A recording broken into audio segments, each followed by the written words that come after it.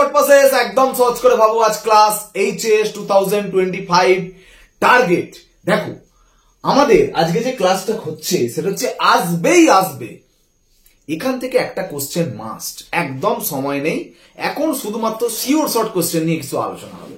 দেখো total organic একদম 4টে চ্যাপ্টারে যত অর্গানিক আছে সেখান থেকে দেখবে একটা না একটা অন্তত অ্যাসিডিটি বেসিডিটি থেকে কোশ্চেন পড়ে, মানে আম্লিকতা ক্ষারকীয়তার ক্রম বা রাসায়নিক ভাবে পার্থক্য করবে কিভাবে, কেমিক্যাল ডিস্টিংগুইশ, এই জায়গাটা থেকে একটা করে কোশ্চেন পড়ে।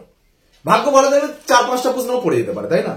মিনিমাম তো 2টো প্রশ্ন পড়বে, তো সেটা একটু ভালো করে শিখে নাও। দেখো একদম ধরো এইগুলো দেখো সালে পড়েছে, আমার ইম্পর্টেন্ট বলে মনে হয়েছে, এটা 2023 সালে পড়েছে। ইনক্রিজিং অর্ডার অফ অ্যাসিডিটি, আম্লিকতার ক্রম, ঠিক আছে, এই দুটো।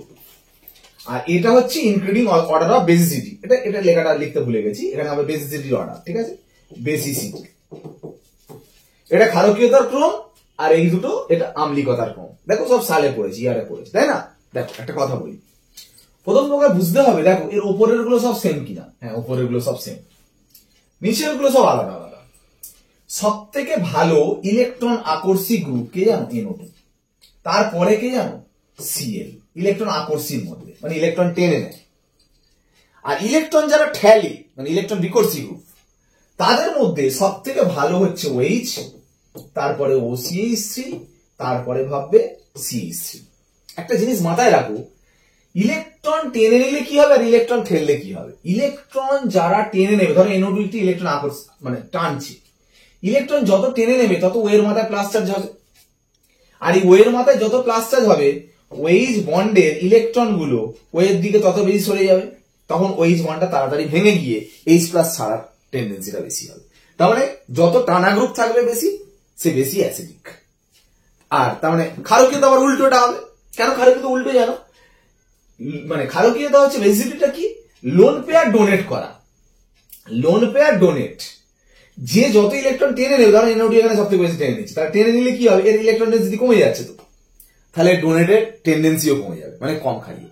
মানে টানা গ্রুপ থাকলে বেশি অ্যাসিডিক, আর টানা গ্রুপ থাকলে কম বেসিক, এটা মাথায় রাখবে। তাহলে এখানে সব থেকে ভালো টানা গ্রুপ NO2, ওই জন্য এটা ফার্স্ট, এটা আম্লিকতায় অ্যাসিডিটিতে ফার্স্ট হলো, এটা ফার্স্ট, ঠিক আছে, এটা ফার্স্ট। সেকেন্ড কে? সেকেন্ড এইটা COOH, ঠিক আছে। দুজনেই ঠেলা গ্রুপ, কে বেশি ঠেলা?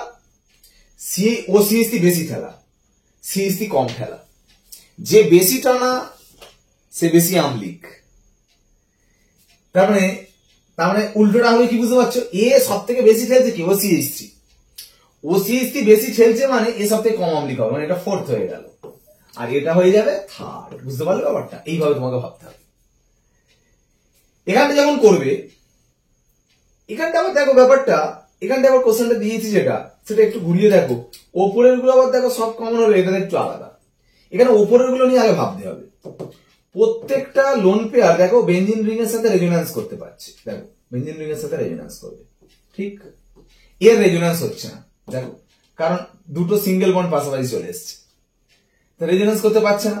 তো এর রেজোন্যান্স হচ্ছে বলে এন এর মাথায় প্লাস হয়ে যাচ্ছে, তো সবগুলো।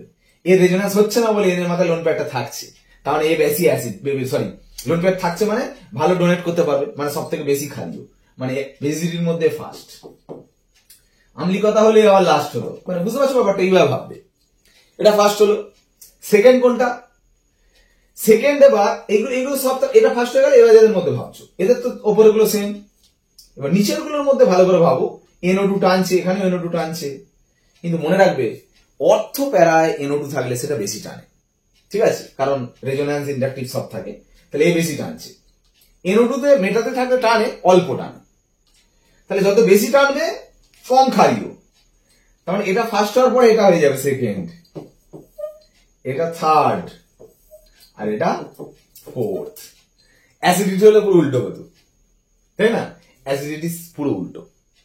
সেম জিনিসটা যদি আমি অ্যাসিডিটি দেখাই, দেখো একটা কথা বলি। সাপোজ আমাকে বললো ধরো বেঞ্জিনের মাথায় OH আছে, শুধু চেঞ্জ করে দিচ্ছি। দেখো বেঞ্জিনের মাথায় OH আছে, NO2 আছে একটা বললাম বেঞ্জিনের মাথায় OH আছে, মেটাতে NO2, আর একটা বললাম বেঞ্জিনের মাথায় CH2H। দেখো ওপরের গুলো ভাবো, সবগুলো OH, এর ওপরের গুলো CH2H। এদের সবার লোন পেয়ার রেজোন্যান্স করছে, দেখো লোন পেয়ার গুলো রেজোন্যান্স করতে পারবে সবাই। সিঙ্গেল ডবল ডবল বন্ড আছে, কিন্তু এখানে দুটো সিঙ্গেল হয়ে যাচ্ছে, রেজোনেন্স করতে পারছে না। এতে রেজোনেন্স করছে বলে ওর মাথায় সব প্লাস হচ্ছে, ওয়ের মাথায় প্লাস হচ্ছে বলে কি হবে বলতো, বন্ডের ইলেকট্রন ওয়ের দিকে সরে যাবে, বন্ডটা তাড়াতাড়ি ভেঙে যাবে, মানে এরা বেশি অ্যাসিডিক, এ কম অ্যাসিডিক, মানে এটা ফোর্থ হয়ে যাচ্ছে। দেখো ভালো করে, এখানে কিন্তু ক্ষারকীয়তা ফার্স্ট হচ্ছে, পুরো উল্টোটা হবে, ক্ষারকীয়তা যা হবে আম্লিকতার উল্টোটা হবে, বুঝতে পারলো ব্যাপারটা? এগুলো সেম ব্যাপার হবে। যাই হোক, এখানে আবার দেখো সব সেম, ওপরের গুলো সব সেম, নিচের গুলো সব সেম, শুধু এটা অর্থতে আছে NO2, এটা প্যারাতে NO2 আছে, এটা মেটাতে NO2 আছে। আমি কি বললাম, NO2 থাকলে তো ইলেকট্রন টানা গ্রুপ, মানে আম্লিকতা বেশি, তার মানে সব থেকে আম্লিকতা কম কার, এর, এটা ফোর্থ হবে। বাহ, খুব ভালো, এটা ফোর্থ। এদের তিনজনের মধ্যে সব থেকে বেশি টানে কোথায় বললাম, অর্থ প্যারা, মানে এরা ফার্স্ট সেকেন্ড হবে, মনে রাখো, প্যারাটা ফার্স্ট, অর্থটা সেকেন্ড, আর থার্ড হবে মেটা। কেন বলতো, মেটায় কম টানে, অর্থ প্যারা বেশি টানে, সব থেকে বেশি কোথায় টানবে, প্যারাতে বেশি টানবে, মনে রাখবে, এটা ফার্স্ট। বুঝতে পারলে? এইভাবে তুমি ভেবে রাখো, দেখো আম্লিকতা ক্ষারকীয়তা যা কোশ্চেন আসবে তুমি মোটামুটি পারবে, ঠিক কি না? এবার আমরা চলে যাচ্ছি, দেখো রাসায়নিক ভাবে পার্থক্য করা, কেমিক্যাল ডিস্টিংগুইশ। এই কটা কেমিক্যাল ভালো করে মনে রাখতে হবে একদম প্রথম থেকে, টোটাল যে কটা চ্যাপ্টার আছে সব চ্যাপ্টার মিলিয়ে। সিলভার নাইট্রেট কিছুতে দিলে, ক্লোরাইড ব্রোমাইড থাকলে AgCl বা AgBr এর পদক্ষেপ পড়বে, AgCl এর সাদা পদক্ষেপ, AgBr এর হলুদ পদক্ষেপ, প্রেসিপিটেট আর কি। I2NH হচ্ছে আয়োডোফর্ম রিঅ্যাকশন করে, অবশ্য I2 টা Ki তে দ্রবীভূত করতে হবে, Ki তে দ্রবীভূত I2 আর NOH, ঠিক আছে? I2 is soluble in Ki and NOH। Reaction যারা করে কিসের প্রেসিপিটেট পড়বে, ইয়েলো কালারের প্রেসিপিটেট পড়বে। এখানে যেমন white precipitate, mainly white precipitate, এখানে কি প্রেসিপিটেট, ইয়েলো কালারের প্রেসিপিটেট, আয়োডোফর্মের প্রেসিপিটেট। কোন প্রেসিপিটেট? আয়োডোফর্মের প্রেসিপিটেট, CHI3। মনে রাখতে হবে এটা কাদের সঙ্গে রিঅ্যাকশন করে, এটা মনে রাখবে, যে সমস্ত কম্পাউন্ডে কার্বন বা হাইড্রোজেনের সাথে এই গ্রুপটা আছে, CHOH CH3 বা COCH3, এই গ্রুপগুলো যাদের থাকবে তারা একমাত্র আয়োডোফর্ম রিঅ্যাকশন করবে। ফেরিক ক্লোরাইড দিলে কি কালার হবে, ভায়োলেট কালার। কারা রিঅ্যাকশন করে, যাদের ডবল বন্ড OH গ্রুপ থাকে। DNP দিলে কারা রিঅ্যাকশন করে, কালার হওয়ার পরে কি কালার তৈরি হয়, DNP দিলে ইয়েলো বা অরেঞ্জ কালার ক্রিয়েট হয়। কাদের সাথে রিঅ্যাকশন করে, অল অ্যালডিহাইড কিটোন। কাদের সাথে রিঅ্যাকশন করে, all aldehyde and ketone. Tollens কাদের সাথে রিঅ্যাকশন করে, রিঅ্যাকশনে কি প্রেসিপিটেট হয়, সিলভারের প্রেসিপিটেট হয়, সিলভার ধূসর কালারের প্রেসিপিটেট হবে, গ্রে কালার প্রেসিপিটেট। কারা রিঅ্যাকশন করে, সমস্ত অ্যালডিহাইড, নাকি না, ফর্মিক অ্যাসিড আর গ্লুকোজ ফ্রুক্টোজ। আচ্ছা, ফর্মিক অ্যাসিড আর এগুলো লিখছি না, অল অ্যালডিহাইড ফর্মিক অ্যাসিড লিখলাম। ফেলিন কাদের সাথে রিঅ্যাকশন করে, আগে কিসের প্রেসিপিটেট দেখো, CO2 এর প্রেসিপিটেট পড়বে। কি কালার প্রেসিপিটেট, রেড কালারের প্রেসিপিটেট পড়ে। কারা রিঅ্যাকশন করে, শুধুমাত্র অ্যালিফ্যাটিক অ্যালডিহাইড, ঠিক আছে, আর ফর্মিক অ্যাসিড। এখানে দেখো অ্যালডিহাইড মানে অল অ্যালডিহাইড, এটা অ্যালিফ্যাটিক অ্যালডিহাইড, ঠিক আছে, আর ফর্মিক অ্যাসিড, এই all aldehyde formic acid. Chloroform KOH কাদের সাথে রিঅ্যাকশন করে, যে কোনো aliphatic amine, aliphatic 1 degree amine. এইটা অ্যালকালাইন বিটানাফথল, তার আগে NH2 এ কারা করে, অ্যারোমেটিক অ্যামিন, মানে অ্যারোমেটিক গ্রুপের সাথে অ্যামিন, তাও NH2, মানে প্রাইমারি অ্যামিন হতে হবে, অন্য কোনো NH হলে হবে না, বা N হলে হবে না, NH2 হতে হবে। ZnCl2HCl, এটা 1 ডিগ্রি, 2 ডিগ্রি আর 3 ডিগ্রি অ্যালকোহলের আইডেন্টিফাই করতে ব্যবহার করা হয়। এটাকে বলে লুকাস রিএজেন্ট, যেটা 1 ডিগ্রিতে দিলে প্রেসিপিটেট আসেই না, ঘোলা হয় না, 2 ডিগ্রিতে দিলে 5 মিনিট পরে ঘোলা হয়, আর 3 ডিগ্রি দিলে সঙ্গে সঙ্গে ঘোলা হয়, মানে 1 ডিগ্রি, 2 ডিগ্রি, 3 ডিগ্রি অ্যালকোহল শনাক্তকরণে ব্যবহার করা হয়। যেটা দেখো কোশ্চেন পড়েছে একটা, এই 2022 সালে পড়েছে, তাই না? এরকম লিখবে, 1 degree alcohol, 2 degree alcohol, 3 degree alcohol, 3টে কলাম করবে, ওয়ে ZnCl2HCl যোগ করা হল, মানে লুকাস রিএজেন্ট দিয়ে ওই জিনিসগুলো লিখে দেবে, তাই না? অবশ্যই ঘর কেটে কেটে লিখবে, তাই না? এইটা দেখো পড়েছে, এটা দেখো CH3CH গ্রুপ আছে, এটা দেখো CH3CH গ্রুপ, আয়োডোফর্ম। I2NH দেবে, এখানে ইয়েলো প্রেসিপিটেট পড়বে, এখানে ইয়েলো প্রেসিপিটেট পড়বে না, তাই না?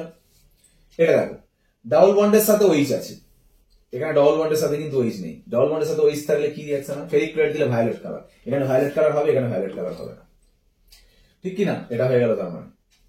নেক্সট দেখো formic acid acetaldehyde, formic acid acetaldehyde, এটা কিন্তু টলারেন্সও করতে পারবে না, ফেলিংও করতে পারবে না, দুজনের সাথে রিয়াকশন করছে। কি করবে কি করবে? এটা অ্যালডিহাইড, এটা অ্যাসিড। অ্যালডিহাইড কিটোনের সাথে কারা রিয়াকশন করে? অ্যালডিহাইড কিটোনের সাথে রিয়াকশন করে ডিএনপি। ডিএনপি দিলে অরেঞ্জ কালার এখানে তৈরি হবে, এখানে অরেঞ্জ কালার তৈরি হবে না। এটাও হয়ে গেল তার মানে। Formic acid, acetic acid. Formic acid ফলে টলারেন্স ফেলিং দিলে কালার হবে, এখানে কালার হবে না।